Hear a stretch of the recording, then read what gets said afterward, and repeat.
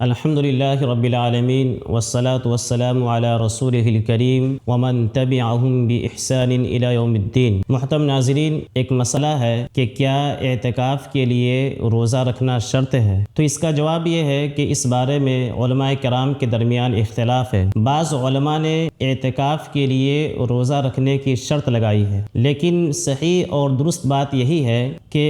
اعتکاف کے لیے روزہ رکھنا یہ شرط نہیں ہے، کیونکہ اعتکاف اور روزہ دونوں دو الگ مستقل عبادت ہیں، اور ایک عبادت کی صحت کے لیے دوسری عبادت کی شرط لگانا یہ درست نہیں ہے۔ اور اس کی دلیل صحیح بخاری کی وہ حدیث بھی ہے جس کے اندر آتا ہے کہ حضرت عمر فاروق رضی اللہ تعالی عنہ نے نبی اکرم صلی اللہ علیہ وسلم کی خدمت عالیہ میں حاضر ہو کر عرض کیا کہ اللہ کے رسول صلی اللہ علیہ وسلم، انی نذرت فی الجاہلیت ان اعتکف لیلۃ فی المسجد الحرام،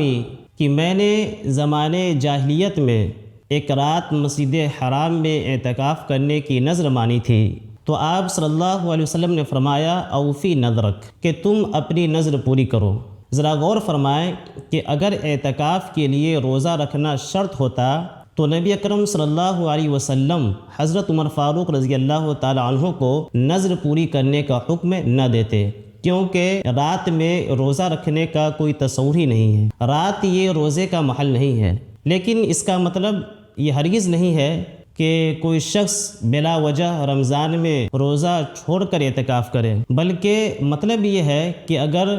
کسی کے پاس کسی قسم کا کوئی شرعی عذر ہے یا وہ روزہ رکھنے کی استطاعت اپنے اندر نہیں پاتا ہے اور وہ اعتکاف کرنا چاہتا ہے تو اعتکاف کر سکتا ہے، اس سے اس روزہ نہ رکھنے کی وجہ سے اس کے اعتکاف پر کوئی اثر پڑنے والا نہیں ہے۔ اسی طرح سے اگر کوئی شخص رمضان کے علاوہ غیر رمضان میں اگر اعتکاف کرنا چاہتا ہے اور وہ روزہ نہ رکھے تو اس سے اس کے اعتکاف پر کوئی اثر نہیں پڑے گا، لیکن اگر کوئی شخص اعتکاف کرتا ہے اور ساتھ ساتھ روزہ بھی رکھتا ہے تو یہ اس کے لیے بہتر اور افضل ہے۔ واللہ اعلم بالصواب۔